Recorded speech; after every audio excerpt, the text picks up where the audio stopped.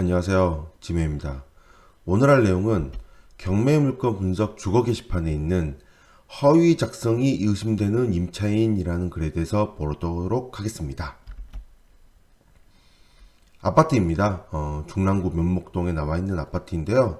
매각 물건 명세서부터 살펴보면 최선 순위 설정일자가 2015년 5월 22일 근저당입니다. 그리고 근저당보다 전입일자가 더 빠른 2014년 12월 16일 날 전입한 박씨가 있습니다. 진정한 세입자라면 낙찰자가 세입자의 보증금을 인수를 해야 되죠. 만약에 배당을 받지 못한다면요. 자, 이 물건 자세히 보시면 배당 요구 종기일이 2016년 11월 3일인데요. 배당 요구를 2017년 2월 21일 날 했습니다. 즉 배당 요구 종기일이 끝나고 나서 약 3개월 있다가 배당 요구를 했죠. 그러므로 이 세입자는 배당 요구 안 한 것으로 간주하게 됩니다. 그러므로 만약에 1억이 맞다면 1억이 보증금이 맞고 진정한 세입자가 맞다라고 한다면 낙찰자가 보증금을 전액 인수해야 되죠. 그런데 과연 이런 상황을 한번 생각해 보세요. 세입자로 살고 있는데 보증금이 1억인 상태에서 살고 있었는데 법원에서 서류가 옵니다. 송달이 반드시 돼야 되니까 송달을 받게 되죠. 받게 됐는데도 배당 요구 종기일까지 이때까지 권리신고를 해야 된다라고 기록이 되어 있는데도 불구하고 3개월 있다가 하루나 이틀도 아니고 3개월 있다가 배당 요구를 한 이유가 뭘까요?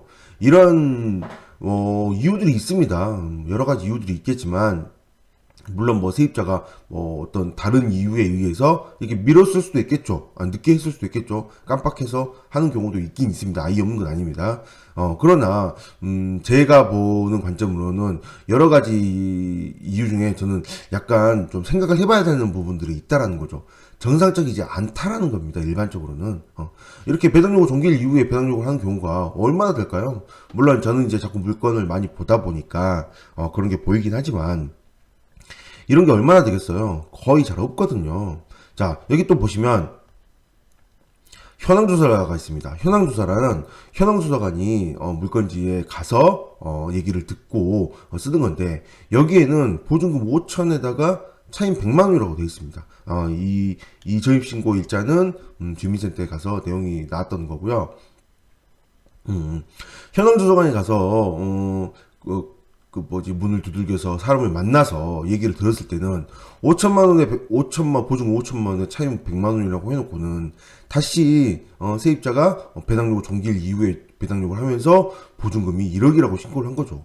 앞뒤가 맞지 않습니다. 이게 일반적으로 이렇게 약간 실수는 할 수 있습니다. 원래는 보증금이 9천이었는데 1억이라고 얘기를 했다든가 약간의 실수는 할 수 있을지언정 이렇게 차이가 많이 나게 실수하는 경우는 없다고 봐야죠. 보증금 5천에 100만 원인데 알고 보니까 1억이었네.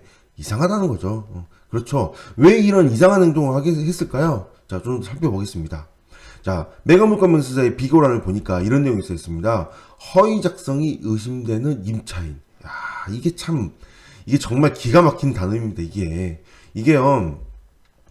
경매계장도 결국은 공무원이잖아요. 공무원인데 공무원인 상태에서 잘못 썼다가 이렇게 써줘. 요거 바가지로 먹는 자리입니다. 요거 잘못 쓰게 되면 욕만 먹나요? 책임도 져야 되고 난리가 납니다. 그런데도 불구하고 이렇게 거의 본인의 의심이 들어갈 정도의 이렇게 허위 작성이 의심되는 임차인이라고 이렇게 글을 써주는 경우는 저 이거 거의 처음 볼 정도로 굉장히 엄청난 겁니다. 게다가 비고란을 더 보시면요. 무상거주 사실 확인서와 인감증명서까지 제출받았다고 되어 있습니다. 과거에 무상거주 확인서 2010년도 당시에 그때는 무상거주 확인서만을 받았을 때 당시에는요. 그때 소유자가 임차인 걸 대신 써주고 이런 일들이 자꾸 많이 생깁니다. 문제가 자꾸 터졌다는 거죠. 그래서 그 이후부터는 자꾸 문제가 생기니까 이렇게 인감증명서까지 같이 받아버림으로 인해서 반드시 세입자가 제출했다라고 확인이 될 만한 이렇게 인감증명서를 제출받음으로 인해서 만약에 소송을 걸린다고 하더라도 세입자가 패소를 할 수밖에 없게 되겠죠. 과거에는 소유자가 대신 무상거주 확인서를 내버리는 이상한 상황이 생겨서 소유자가 당연히 승소를 했었겠죠. 자기는 낸 적이 없으니까. 그래서 그런지 더욱더 인감증명서를 이렇게 강하게 이렇게 받기도 합니다. 근데 이제 현황조사서 내용을 보시면 아까 위에 써있듯이 5천만 원에 차임 100만 원이라고 써 있습니다. 그리고 또 특이한 점은 제가 좀 정리를 써놨는데 현황조사 갈 때는 5천이라고 말을 했고 배당 요구 종기일 지나서 신고를 했는데 그때 여기 내용을 자세히 보시면 여기 비고란에 좀 더 자세한 내용이 있습니다. 권리신고 배당 요구 접수됐는데요. 첨부된 계약서상의 임대인 방 씨와 임차인 박 씨의 주민번호가 경매기록과 현황조사상의 임대인의 임차인 주민번호 상이함이라고 되어 있습니다. 틀리다는 거죠. 권리신고된 것과 계약서와 다르다. 이게 뭘까요, 그러면? 좀 이상하죠? 경매기록과 권리신고대 첨부된 계약서 다르다. 아마도, 그 전에 현황조사 갔을 때, 500에 1000만원, 5천에 100만원으로 권리신고를 한 다음에, 시간이 지나서, 이런 계약서가 있으니까 이걸 한번 이용해보자. 라고 해서, 이런 계약서를 좀 찾아내서 이런 계약서로 배당 요구를 한 게 아닐까 싶습니다. 그래서 경매 진행 중인 A, B 씨가 있었는데 이걸 나중에 계약서상에 C와 D 씨가 있는데 이름은 같은데 주민번호가 상이하다 봅니다. 뭘까요? 약간의 위조가 있지 않을까 저는 이제 약간 추측을 해보는데 이름을 다른 계약서에 있는데 이거 이름을 좀 바꾸는 게 아닐까. 대신 이제 다른 계약서를 바꿨으니까 주민번호는 틀리겠죠.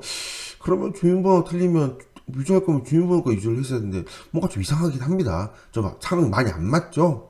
그래서 법원에서도 이렇게 허위 작성이 의심되는 임차인이라고 쓰지 않았을까 싶습니다. 뭔가 앞뒤가 많이 안 맞죠. 단순하게 매각물건 명세상에 권리 분석을 하실 때 단순하게 매각물건 명세서를 보시면서 대항력 있는 세입자고 낙찰되면 배당 요구 종기일 지났으니까 1억이 있으니까 배당받지 못함으로 1억 인수다라고 이렇게 단순하게 판단할 게 아니라 이렇게 나와 있는 권리신고 그 다음에 현황조사 그 다음에 매각물건 명세서에 나오는 비고란까지 다시 다 보셔야 되고요.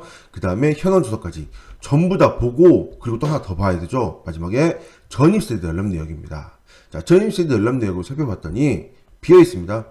물론 이 전입세대라는 거는 배당 요구 종기일까지 진정한 세입자라면 배당 요구 종기일까지 전입을 유지를 하고 그 이후에 뺐다라고 한다면 인정이 되기도 하겠지만 뭐 그럴 확률은 거의 없죠. 돈도 안 받는데 전입 빼는 사람이 과연 얼마나 있을까요? 물론 있긴 있습니다. 있기는 그렇다고 무조건 여기 대입해서는 안 되는 상황이지만 제가 얘기하고 싶은 요지는 뭐냐면 이렇게 매각물건 명세서에 나와 있는 모든 사항들, 최종적인 설정일자, 배당료 종기일, 이렇게 현황조사, 권리신고 내용 다 보셔야 되고요. 그 다음에 비고란도 당연히 다 보셔야 되고, 그 다음에 현황조사 내용도 옆에 있는 글까지 전부 다 보셔야 됩니다. 그리고 전입세대 연령대까지.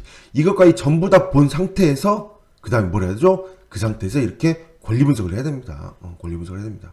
그렇게 해서 권리 분석을 해야지 단순 하나의 정보만 가지고 이게 뭐다라고 권리 분석을 할 수 없다라는 거죠. 지금 이 내용들 다 합치면 뭐예요? 다 굉장히 앞뒤가 안 맞죠? 앞뒤가 안 맞으니까 진정한 임차인이 아닐 가능성이 당연히 높아 보입니다. 그런데 이게 참 한 가지 또 이렇게 하나 걸리는 부분이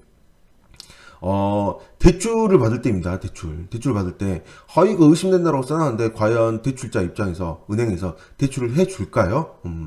물론 현재는 전입세대가 없으니까, 문제는 안 되겠네요. 지금 상태에서 대출은 문제가 안 되겠습니다. 제가 이 글을 쓸 때 당시에는 문제가 될 수도 있으니까 확인해 보라고는 하겠지만 요즘 은행들은 현재 전입이 없으면 또 문제가 없기도 하더라고요. 물론 그거는 또 상황마다 다르니까 꼭 한 번쯤은 알아보셔야 됩니다.